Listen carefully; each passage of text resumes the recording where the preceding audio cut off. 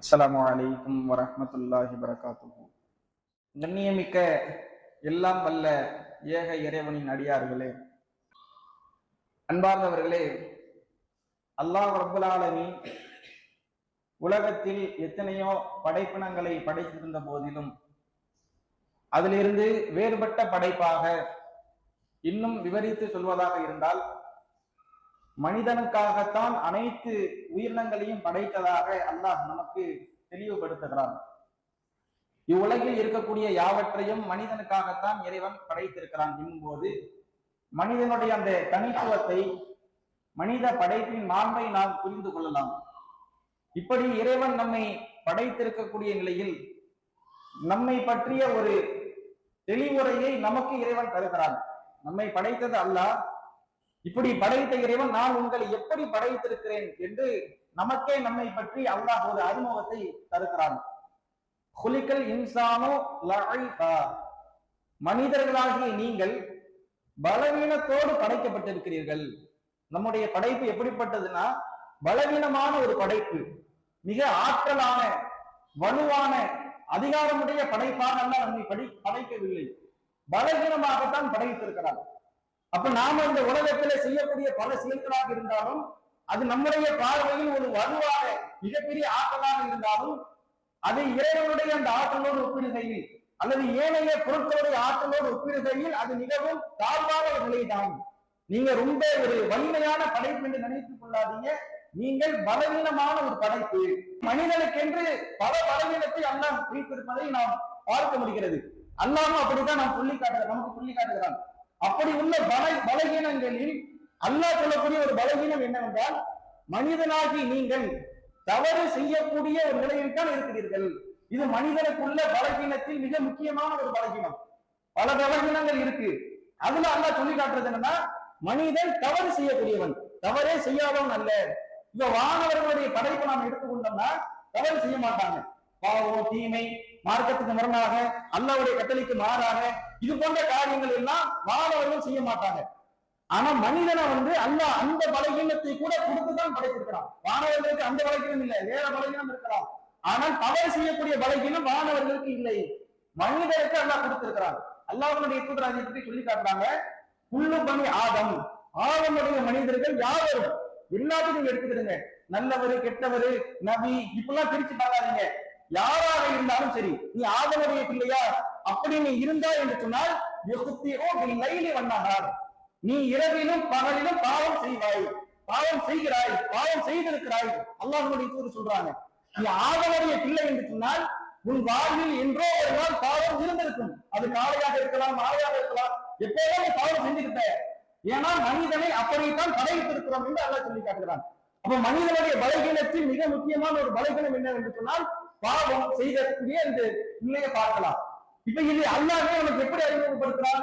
இது மனித பலகீனம், மனிதன் செய்வான், இதுதான் யதார்த்தம் என்று நாம புரிந்து கொள்ளலாம். இப்ப நமக்கு ஒரு கேள்வி வரும். என்ன கேள்வி? மனிதன் பலகீனம், இது மனிதனுடைய யதார்த்தம், மனிதன் பாவம் செய்யற மாதிரி தான் அல்லாஹ்வால ப்ரோக்ராம் பண்ணப்பட்டு படைக்கப்பட்டிருக்கிறான். இப்படி இருக்கு மனிதனை அல்லாஹ் எதுக்கு நரகத்துல போடணும்?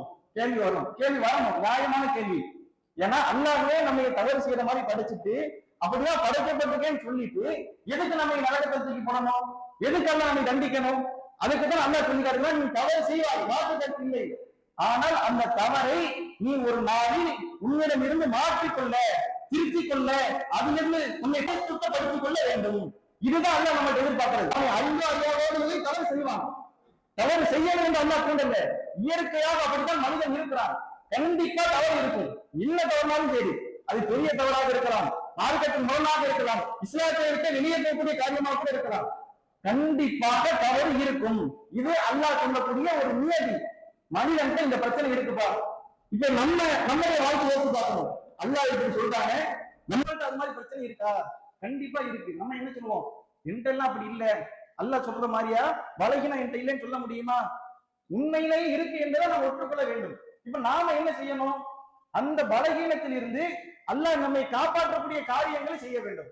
ஏன்னா அல்லாஹ்வுடைய தூதர் ஸல்லல்லாஹு அலைஹி வஸல்லம் இன்னொரு செய்தியை சொல்லி காட்டுறாங்க, ஒரு பேச்சுக்கு ஒரு வாய் வார்த்தையாக சொல்வதாக இருந்தால், மனிதனை பாவம் செய்யாதவராக அல்லாஹ் படைச்சிட்டான், மனிதன் பாவமே செய்ய மாட்டான் அப்படிங்கிற ஒரு நிலையை அல்லாஹ் படைச்சு இருந்தாங்க. நீங்க அப்படி இருந்தீங்கன்னு சொன்னா உங்களை அல்லாஹ் என்ன செய்வானா அழிச்சிட்டு உங்களை உலகத்துல இல்லாம அப்புறப்படுத்திட்டு வேற ஒரு சமூகத்தை அல்லாஹ் படைப்பான். அவங்க பாவம் செய்வாங்க, அல்லாஹ்ட்ட மன்னிப்பு தேடுவாங்க. இதுதான் அல்லாஹ் சொல்லக்கூடிய நீதி. என்ன அல்லாஹ் சொல்றான் பாருங்க, ரசூலுல்லாஹ் எப்படி அழகா விவரிக்கிறாங்க. மனிதன் கண்டிப்பா பாவம் செய்வான். அப்படி பாவம் செய்யக்கூடிய மனிதனை நான் படைச்சிருக்கிறேன். இப்ப ஒரு பேச்சுக்கு நீங்க பாவமே செய்யல, பாவமே நான் என் வாழ்க்கையில செய்யாத பரிசுத்தவானாக மனிதர் ஆகிவிட்டார்கள் என்று சொன்னால் அந்த படைப்பே வேண்டாம் எனக்கு. ஏன்னா ஆல்ரெடி ஒரு படைப்பு இருக்கு, பாவம் செய்யாத ஒரு படைப்பு வானவர்கள் இருக்கிறாங்க, அவங்க எனக்கு போதும். எனக்கு இப்ப என்ன வேணும்? பாவம் செய்யக்கூடிய ஒரு படைப்பு வேணும். அவன் பாவம் செய்து அதிலிருந்து திருந்தி என்னிடத்தில் வருந்தி மன்னிப்பு கேட்கணும். அப்படிப்பட்ட ஒரு படைப்பு தான் தேவை என்பதை அல்லாஹ் நம்மை படைத்திருக்கிறான். அப்ப நாம கண்டிப்பாக பாவம் செய்வோம் என்பது மாற்று கருத்து இல்லை. இங்க என்னதான் நாம செய்யணும்? செஞ்ச பாவத்திலிருந்து நம்மை விடுவித்துக் கொள்ள வேண்டும்.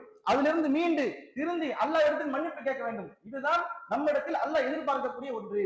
இப்ப நாம செய்யக்கூடிய ஒவ்வொரு பாவத்தையும் அப்படியே பட்டியல் போடுங்க. என்ன மாதிரி பாவங்கள் செய்யறோம்? இஸ்லாத்தை விட்டு வெளியே போகக்கூடிய பாவங்கமா கூட இருக்கலாம். இணை வைக்கும் காரியங்கள், அல்லாஹ்வை மறுக்கும் செயல்கள், இது மாதிரியா இருக்கலாம். அல்லது பெரும் பாவங்கள் என்று சிலது இருக்குது. பெற்றோரை நோவினை செய்வது, கொலை செய்வது, விபச்சாரம் செய்வது, இது மாதிரி பெரும் பாவங்கள் என்று சிலது இருக்கு. அதே போல சிறிய பாவங்கள் என்று சிலது இருக்கு. மார்க்கம் சொல்லக்கூடிய சின்ன சின்ன பாவங்கள் இருக்குமே, இது மாதிரி இருக்கு. இப்ப நாம என்ன கேட்டகரியில இருக்கிறோம்? இஸ்லாத்தை விட்டு வெளியேற்றக்கூடிய இணைவிப்பு காரியங்களை செய்யறோமா, அல்லது தண்டனை அதிகமாக உள்ள பெரும் பாவங்களை செய்யறோமா, அல்லது சிறிய சிறிய அளவுக்குள்ள பாவம் செய்யறோமா அப்படிங்கிறத நாம நம்ம என்ன செய்யணும்? அப்படியே யோசிச்சு பார்க்கணும். நம்ம இடத்துல பரிசோதித்து கொள்ள வேண்டும். இணை வைப்பு போன்ற காரியங்கள் இருந்து என்றால் கண்டிப்பாக அதை நாம் முழுமையாக நம்மிலிருந்து அப்புறப்படுத்தி விட வேண்டும். இணை வைப்பு என்ற அந்த காரியம் நம்ம இடத்தில் வந்தால் அதை முழுமையாக இன்றே நாம் அப்புறப்படுத்தி விட வேண்டும். இப்ப இது இல்லாம வேற வேற காரியம், பெரும் பாவங்கள், சிறிய இந்த பாவங்களை நாம் செய்யும் போது இதுல இருந்து நாம மாறுறதுக்கு எப்படின்னா உடனே மாற முடியாது. ஏன்னா மனிதன் எப்படி இருக்கிறான்னா, ஒரு தீமையை செய்யும் போது தீமைதான் என்று தெரிஞ்சு செய்யறது ஒண்ணு, தீமைதான் என்று தெரிஞ்சு செய்யறது ஒண்ணு, தெரியாம செய்யறது ஒண்ணு. ஒருத்தன் தெரிஞ்சு செஞ்சா கூட அதை எப்படின்னா சில நியாயங்களை கொண்டு அவங்க இதை நான் செஞ்சது சரிதான் என்று நியாயப்படுத்துவாங்க, சில காரணங்களை சொல்லி. இப்ப பெரும்பாலும் நம்மள்ட்ட இருக்கிறதுன்னா இந்த பிரச்சனை தான். நாம இணை வைப்பு விட்டு வந்துட்டோம், இணை வைப்பு வேண்டாம் அப்படிலாம் சொல்லியாச்சு. ஆனா பெரிய பாவங்களோ அல்லது சிறிய பாவங்களோ இருக்கு. இப்ப இதுல இருந்து நம்ம மீளணும்னா நம்ம உடனே மீளக்கூடிய நிலையில இல்லை. ஏன்னா நாம என்ன நினைக்கிறோம்னா, நாம பாவமே செய்யலையே, நாம தப்பே பண்ணலையே, இது தப்பே இல்லையே என்று அதை நாம் நியாயப்படுத்துகிறோம். நம்முடைய தப்பு, நாம செய்யறது பாவம் தான், இப்ப நாம இதுல இருந்து விலகணும், ஆனா விலக முடியல. அதுக்கு காரணம் என்னன்னா, இது தப்பே இல்லை, நான் செஞ்சது சரி, இதுதான் கரெக்ட், இப்படிதான் செய்யணும் என்று சொல்லி நம்முடைய தப்புகளை எல்லாம் நாம் நியாயப்படுத்தி கொண்டிருக்கிறோம். அப்ப அதனாலதான் இந்த பாவத்திலிருந்து நம்மளால விலக முடியல. அப்ப நாம என்ன செய்யணும்? நாம சொல்லக்கூடிய காரணங்கள் அது சரியா, நாம நியாயப்படுத்துறோமா இல்லையா, இது சரியா என்பதை பார்க்கணும். இப்ப இது யதார்த்தத்துல உள்ள ஒரு விஷயத்தை எடுத்துக்கிறேங்க. தொழுகை என்ற ஒன்று எடுத்துக்கிறேங்க. இப்ப நாம தொழுகைக்கு வராம இருப்போம், காலைல ஃபஜ்ருக்கோ அல்லது இஷாவிற்கோ அல்லது ஏதேனும் ஒரு தொழுகைக்கோ வராம இருப்போம், அல்லது தொழுகாம இருப்போம். இப்ப தொழுகாம இருக்கிறதுக்கு நாம சொல்லக்கூடிய காரணம் என்ன? தொழுகாம இருக்கிறது தப்பு அப்படின்னு இருந்தாலும் கூட, இல்ல எனக்கு வேலை இருந்துச்சு, எனக்கு வியாபாரம் இருந்துச்சு, எனக்கு மறந்துருச்சு, எனக்கு தூக்கம் வந்துச்சு அப்படின்னு அது நியாயப்படுத்துவோம். நான் செஞ்சது தப்பு தாங்க, இனிமே திருத்திக்கிறேன் அப்படின்னு நம்ம வந்தோம்னா சொன்னோம்னா அடுத்து அது நம்மள்கிட்ட மாற்றம் வரணும். ஆனா அந்த மாற்றத்தை வரவிடாம நம்ம செய்யறது என்னன்னா, நான் செஞ்சது சரிதான், அதுக்கு என்ன காரணம் சொல்றது, எனக்கு இன்னென்ன பிரச்சனைகள் இருக்கு, இன்னென்ன பிரச்சனைகள் இருக்கு என்று சொல்லி அது நியாயப்படுத்துறோம். இப்படி நியாயப்படுத்தணும்னா அது நம்மள்கிட்ட கடைசி வரைக்கும் மாறாது. நாம ஒரு விஷயத்தை நியாயப்படுத்திட்டோம், நம்ம உள்ளத்தை எப்படி உள்ள போய் பதிஞ்சிரும், இது சரிதானே, இது நியாயமான காரணம் தானே, இப்படித்தானே எல்லாரும் செய்வாங்க, இதுதானே யதார்த்தம், உலக வழக்கம், அப்ப நாம ஏன் இதை மாத்தணும் அப்படின்னு ஒரு எண்ணம் நமக்கு வந்துடும். அப்ப நாம செய்யக்கூடிய தப்பிலிருந்து நாம் விலகுவதற்கு காரணம் சொல்லி அது நியாயப்படுத்தக்கூடாது. தப்பா, ஆமா தப்புதான், இப்படி செய்யக்கூடாது அப்படின்னு வரணும். அதை விட்டு நாம் நியாயப்படுத்தணும்னா கண்டிப்பாக நாம் அந்த தீமையிலிருந்து விலக முடியாது. இப்ப ஆதம் அலைஹிஸ்ஸலாம் அவங்களுடைய வாழ்க்கை நீங்க எடுத்து பாருங்க. ஆதம் அலைஹிஸ்ஸலாம் அவங்க ஒரு தப்பு செஞ்சுட்டாங்க. அல்லாஹ் அவங்களுக்கு சொன்ன கட்டளை என்ன? நீங்கள் இந்த மரத்தின் பக்கம் நெருங்காதீங்க, இது அல்லாஹ் அவங்களுக்கு சொன்ன கட்டளை. ஆனா மரத்து பக்கம் போயிட்டாங்க. மரத்துக்கு போயிட்டு அவங்க அதுல உள்ள பழத்தை சாப்பிட்டு தப்பு பண்ணிட்டாங்க. இப்ப அல்லாஹ் அதை உணர்த்துறான், நீங்க தப்பு செஞ்சிட்டீங்கன்னு உணர்த்துறான். அவங்க அந்த நேரத்தை என்ன செஞ்சாங்கன்னா, ஆமா நான் தப்பு பண்ணிட்டேன். ஆனா அவங்களுடைய உள்ளத்துல செய்தான் எப்படி எண்ணத்தை போட்டானா, நீ தப்பு செய்யணும் செய்யல, நீ வானவராக மாறணுங்கிறதுக்காண்டி தான் செஞ்சிருக்கிறீங்க, நன்மையிலே நிலைத்திருக்கணும் தான் இதை செஞ்சிருக்கீங்கன்னு சொல்லிதான் சைத்தான் அவங்களுடைய உள்ளத்துல போட்டான். இப்ப அவங்க என்ன செய்யறாங்கன்னா இந்த காரணத்தை சொல்லல. ஆமா இறைவன் நான் சாப்பிட்டேன், ஏன் சாப்பிட்டேன் தெரியுமா? நான் நன்மையிலே நீடித்திருக்குன்னு சாப்பிட்டேன், நான் நன்மையிலே இருக்குன்னு சாப்பிட்டேன், வானவர மாதம்னு சாப்பிட்டேன் அப்படின்னு அந்த காரணத்தை சொல்லி அவங்க நியாயப்படுத்தல. உடனே அல்லாஹ் என்ன செய்யறாங்க? ரப்பனா வலம்னா அன்ஃபுஸனா வ இல்லம் தக்ஃபிர் லனா வ தர்ஹம்னா லனகுன்ன மினல் காசிரின். இறைவா எங்களுக்கே நாங்க அநியாயம் செஞ்சிட்டோம், நாங்க செஞ்சது தப்பு, இதுல இருந்து நீ எங்களை காப்பாத்து, நீ எங்களுக்கு அருள் புரியலன்னா எங்க பாவத்தை மன்னிக்கணும், நாங்க நஷ்டவாதியா மாறிடுவோம் என்று சொல்லி அந்த தப்பை திருத்தி கொண்டு காரணம் சொல்லாமல் அவர்கள் மாற்றிக்கொண்டார்கள். ஆனா அந்த பக்கம் பாத்தீங்கன்னா ஷைத்தான் என்று ஒருத்தன் இருக்கிறான். அவனுக்கும் அல்ல கட்டளையிட்டான். என்ன கட்டளை?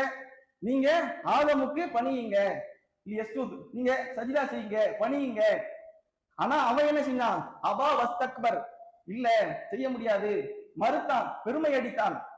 வகான மினல் காஃபிர், மறுப்பவர்கள் மாறிவிட்டான். இப்படி அவன் செஞ்சதுக்கு தப்பு செஞ்சுட்டான், செய்தான் தப்பு செஞ்சுட்டான். செஞ்சதுக்கு அவன் வந்து என்ன செய்யறான்னா காரணத்தை கற்பிக்கிறான். இறைவா நான் ஏன் இப்படி செஞ்ச தெரியுமா? நான் வந்து இப்படி செஞ்சதுக்கு ஒரு காரணம் இருக்கு. நான் இப்படி செஞ்சல, உன்னுடைய பேச்சை கேட்காம ஆதமுக்கு பணியாம இருந்தல்ல, அது ஏதோ சும்மா செஞ்சது கிடையாது, அதுக்கு ஒரு காரணம் இருக்கு. நீ என்னைய நெருப்புல இருந்து படைச்சிருக்கிற, நான் யாரு? நெருப்புல இருந்து படைக்கப்பட்டவன். நெருப்பால செஞ்சு அப்படியே ஒரு தீ புலம்பம் போல் இருக்கக்கூடிய ஒரு ஆளு. இப்படி என்னைய படைச்சிட்டு நீ ஒரு தீன்ல இருந்து படைச்ச, ஒரு களிமண்ல இருந்து படைச்ச ஆதமுக்கு பண்ணிட்டு இது என்ன நியாயம்? நியாயம் பேசுறான். அல்லாட்ட வந்து தவற ஒத்துக்கிறாம நான் ஏன் சஜிதா செய்யல தெரியுமா, ஆதமுக்கு நான் ஏன் பணியல தெரியுமா அப்படின்னு தன்னுடைய தவறை ஒற்றுக்கொள்ளாமல் அவன் என்ன சொல்றான்னா காரணம் சொல்றான். அதுக்கு காரணம் இருக்கு, சும்மாதான் நான் செய்யல, நான் நெருப்பால படைக்கப்பட்டிருக்கிறேன். ஆனா கலக்தஹு, நீ ஆதம படைச்சிருக்கிற எப்படி? மீன் தீன், அப்படியே சுட்ட களிமண்ல இருந்து, மண்ணுல இருந்து படைச்சிருக்கிற. அப்ப நான் போய் அவருக்கு எப்படி பணிய முடியும்? இது சரியாகுமா? இது நியாயமா? அல்லாட்டையும் நியாயம் பேசுறான். இவனுடைய பார்வையில இவனுக்கு ஒரு நியாயமா தெரியுது. அதனால தப்பா கூட என்ன செய்யறான்? அல்லா கட்டளையிட்டு இருக்கிறானே அதெல்லாம் பார்க்கல, எனக்கு நியாயமாப்படுது. இது நம்ம பார்வையில் நியாயம் தானே. நெருப்பு பெருசா மண்ணு பெருசா? நெருப்பினுடைய அந்தஸ்து எங்க இருக்கு, மண்ணுடைய அந்தஸ்து இருக்கு, இவர் ஏன் இதுக்கு பணியணும் அப்படிலாம் நம்ம நினைக்கலாம். இப்படிதான் ஷைத்தான் நினைச்ச நியாயம். அவனுக்கே அவன் மனசை ஆசுவாசப்படுத்திக்கிறதுக்காண்டி நம்ம தப்பு செஞ்சுட்டோம், இதுல இருந்து தப்பிக்கிறதுக்கு என்ன செய்யறது?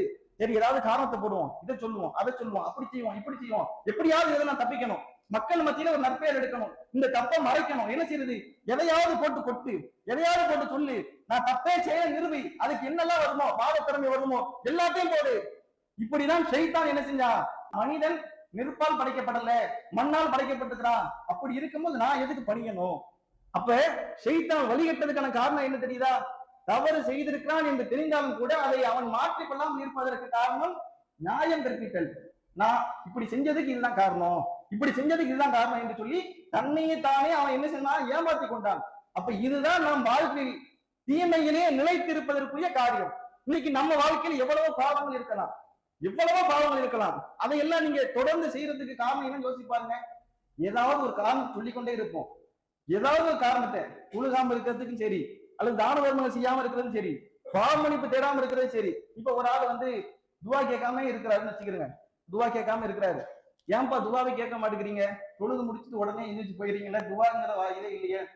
கேட்போம், இப்ப என்ன காலம் என்ன குறைஞ்சா போச்சு? அதெல்லாம் இருக்கு, வாழ்நாள் இருக்குங்க, கேட்போம், பொறுமையை கேட்போம், இன்னைக்கு கேட்போம், நாளைக்கு கேட்போம். அது ஒரு காரணம். ஒரு ஆரோக்கியமா இருக்கும்போது கேட்போம். ஒரு சுண்ணத்து ஒரு ஆள் தொழுகல, ஏன்பா சுண்ண தொழுல?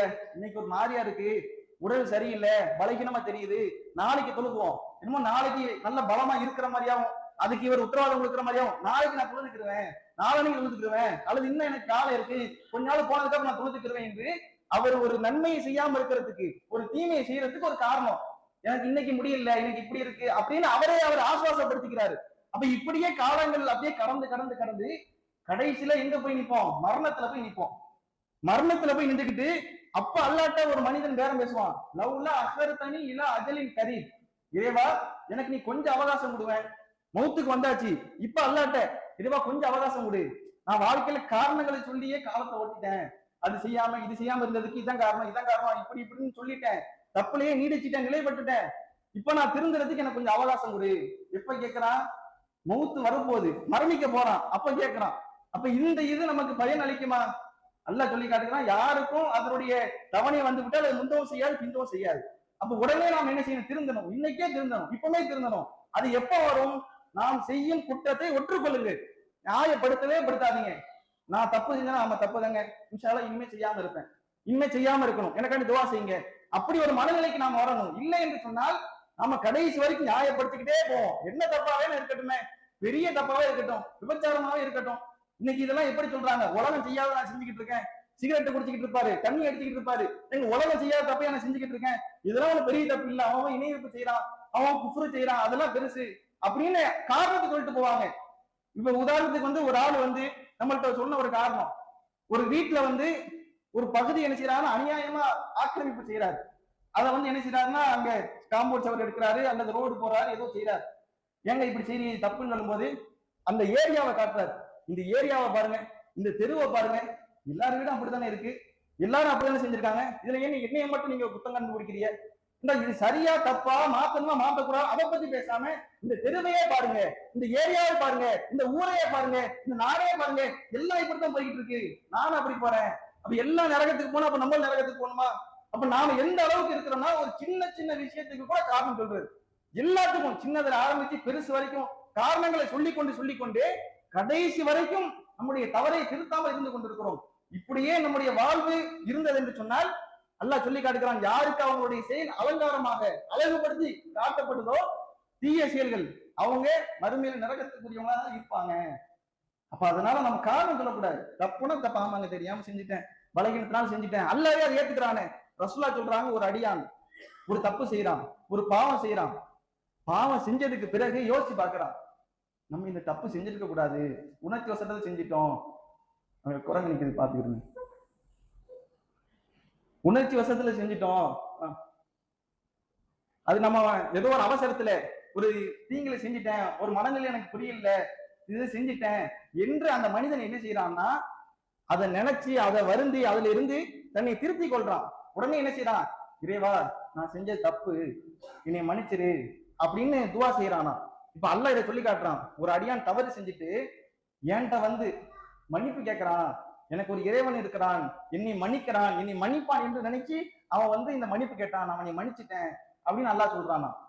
அதுக்கப்புறம் அந்த அடியான் மீண்டும் பாவம் செய்யறான், அதே பாவமா கூட இருக்கலாம் அல்லது பாவம் செய்யறான், இதுக்கப்புறம் மறுபடியும் 2வது முறையும் பாவம் செஞ்சுட்டு மறுபடியும் யோசிச்சு பாக்குறான், ஆக அவசரப்பட்டு செஞ்சுட்டோமே, அந்த சூழல்ல நம்ம செஞ்சுட்டோமே, தெரியாம செஞ்சுட்டோமே, அல்லாஹ் நம்மை தண்டிப்பானே, அல்லாஹ் நம்மளை மன்னிக்கவும் செய்யலாம் தண்டிக்கவும் செய்யலாம் என்று அவன் நினைச்சு வருந்தி உடனே என்ன செய்யறான், மறுபடிக்கும் ஆல்ரெடி பாவம் செஞ்சுட்டு மன்னிப்பு கேட்டுட்டு மறுபடிக்கும் பாவம் செய்யறான். இப்ப நமக்கு என்ன செய்யும், இப்படிதான் சொல்றோம், செய்ய மாட்டேன்னு சொல்றோம், திருப்பி செய்யறோம், எதுக்கு போட்டு மன்னிப்பு கேட்கணும் என்று இருக்கும். ஆனா அவர் அப்படி இல்லை, மன்னிப்பு கேட்கிறாரு, 2வது டைம் மன்னிப்பு கேட்கிறாரு. அப்பவும் அல்லாஹ் அவரை பத்தி சொல்லும் போது, அந்த அடியான பார்த்தாயா, எனக்கு ஒரு இறைவன் இருக்கிறான், அவன் என்னை மன்னிப்பான் தண்டிப்பான் என்பதை புரிந்து என்கிட்ட மன்னிப்பு கேட்கிறான், நான் அவனை மன்னிச்சுட்டேன் அப்படின்னு சொல்லும் போது அந்த அடியான கொஞ்ச நாளைக்கு மீண்டும் பாவம் செய்யாம இருக்கிறான். அதுக்கப்புறம் மீண்டும் பாவம் செய்யறான், மீண்டும் பாவம் செஞ்சு அதுக்கப்புறம் திருந்துறான், நம்ம தெரியாம செஞ்சிட்டோம், அல்லாஹ்ட்ட மன்னிப்பு கேட்போம். இப்படி ரசூலுல்லாஹ் 4 முறை சொல்றாங்க. அல்லாஹ் சொல்வதா, ஒரு ஆள் தப்பு செய்ய மாட்டேன் பாவம் செஞ்சுட்டேன்னு அப்படியே நினைச்சு திரும்பி பாவம் செஞ்சுட்டு திரும்பி செஞ்சுட்டு திரும்பி இப்படியே அல்லாஹ்ட்ட நெருங்குறான். ஆனா அப்படி நெருங்கும் போது அவருடைய உள்ளத்துல என்ன இருக்குன்னா, இனிமே இதை செய்யக்கூடாது, இது தப்புதான், செஞ்சிருக்க கூடாதுங்கிற அந்த மன தூய்மையோட நிக்கிறான். இப்படி ஒரு அடியான் வரும்போது நான் அவனை மன்னிக்கிறேன். அப்ப அல்லாஹ் என்ன சொல்றான்னா, நீ தப்பு செய்வ, சரி தெரியும் தான், செய்ய மாட்டேன்னு சொல்லிட்டு செய்வ, அது எனக்கு தெரியும், ஏன்னா மனிதன் அப்படிதான் படைக்கப்பட்டிருக்கான், பலகீனமா இருக்கிறான், பாவம் செய்வான், இதெல்லாம் எனக்கு தெரியும். ஆனா நீ அதை மாத்தி என்கிட்ட தூய்மையான உள்ளத்தோட நிக்கணும். அப்படி நிக்கிறியா, அதுதான் அல்லாஹ் நமக்கு வைக்கக்கூடிய பரிச்சையே. அப்ப நாம என்ன செய்யணும், தப்பு செஞ்சிட்டோம், சரி வாழ்நாள் என்னமோ நடந்துருச்சு, முடிஞ்சிருச்சு.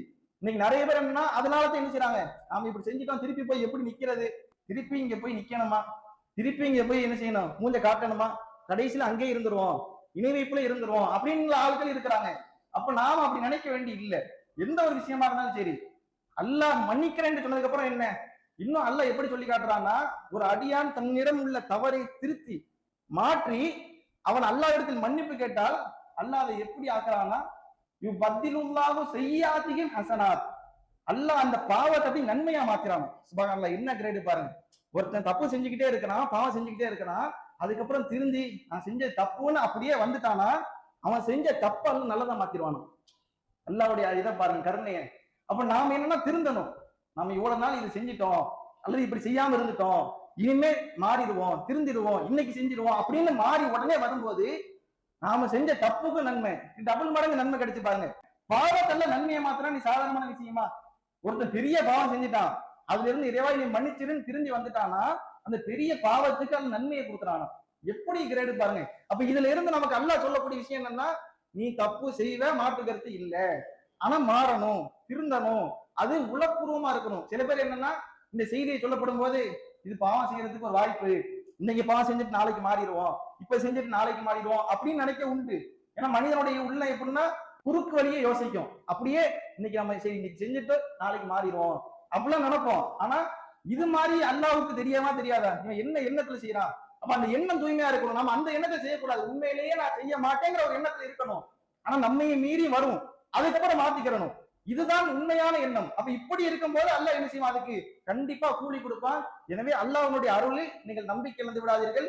எவ்வளவு பாவம் செஞ்சிருந்தாலும் சரி, என்ன தீமைகள் செஞ்சிருந்தாலும் சரி, பள்ளிவாசல் பக்கம் நான் இது வரைக்கும் அடைக்கலம் பெறவே இல்லை என்று இருந்தாலும் சரி, இனிமேல் இன்றிலிருந்து நான் செஞ்சது தப்பு, இவ்வளவு நாள் நான் தொழுகைக்கு வரல, இவ்வளவு நாள் தர்மம் செய்யல, இவ்வளவு நாள் இந்த தீமையை செஞ்சுட்டேன், இனிமே நான் செய்ய மாட்டேன் அல்லாஹ், இனி மன்னிச்சுக்க என்று சொல்லி நாம அல்லாஹ்ட்ட சரணடையும் போது அது அல்லாஹ்வுக்கு ரொம்ப விருப்பமானதா இருக்கும். கண்டிப்பா அல்லாஹ் என்ன செய்வான், நம்மளை ஏத்து. அல்லாஹ் என்னன்னா மனிதன் மாதிரி கிடையாது. நீ வாட்டில என்னன்னா தப்பு செய்வ, பேச வேண்டியதெல்லாம் பேசுவ, செய்ய வேண்டியதெல்லாம் செய்வ, கடைசியா வந்து மன்னிச்சுங்கன்னு சொன்னா அவன் ஏத்துக்கிற முடியுமான்னு மனுஷன் சொல்லுவான். ஆனா அல்லாஹ் அப்படி சொல்ல மாட்டான். நீ என்ன அடியான், நான் உனக்கு இருக்கேன், நீ செஞ்சதுக்காண்டி நான் உன்னை மன்னிப்பேன் என்று சொல்லி அல்லாஹ் நம்மை அப்படியே அரவணைக்க தயாரா இருக்கிறான். அதனால நாம என்ன செய்யணும், அல்லாஹ்வின் பக்கம் அடைக்கலம் தேடி அவனிடத்தில் சரணடைஞ்சு பாவத்திற்குரிய மன்னிப்பை பெறக்கூடிய மக்களாக இருக்க வேண்டும். அதுதான் நமக்கு மார்க்கம் சொல்லக்கூடிய அறிவுரை என்று கூறி என்னுடைய முதல் உரையை முடித்துக் கொள்கிறேன். அன்பிற்குரிய சகோதரர்களே, இந்த உலகத்தில் நாம் செய்யக்கூடிய பாவங்களிலிருந்து நம்மை நாம் பரிசுத்தப்படுத்திக் கொள்ள வேண்டும் என்பது தொடர்பான சில தகவல்களை நாம் அறிந்து கொண்டோம். அதை நாம திருத்துறதுக்கு கால அவகாசம் கொடுக்க கூடாது. ஏன்னா நமக்கு வாய்ப்பே எவ்வளவு நாள்னு தெரியல.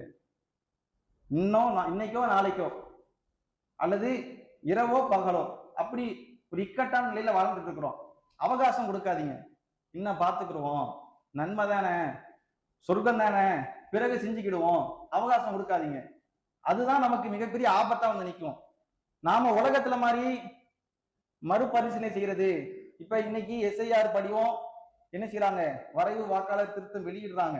எஸ்ஐஆர் படிவம் யாரெல்லாம் பூர்த்தி செஞ்சாங்களோ அவங்க பேர் வந்திருக்குதா இன்னைக்கு வெளியீடு. இப்ப இதுல கூட என்னன்னா ஒரு வாய்ப்பு இருக்கு, நீக்கப்பட்டுச்சா உங்களுக்கு மறுபரிசீலனை செய்யப்படும், இன்னொரு சான்ஸ் இருக்கு.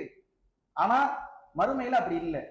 போயிட்டோம், ஒன்று உள்ள போயிட்டோம், மரணத்துக்கு போயிட்டோம், மறுமைக்கு போயிட்டோம்னா திருப்பி ரிட்டர்ன் கிடையாது.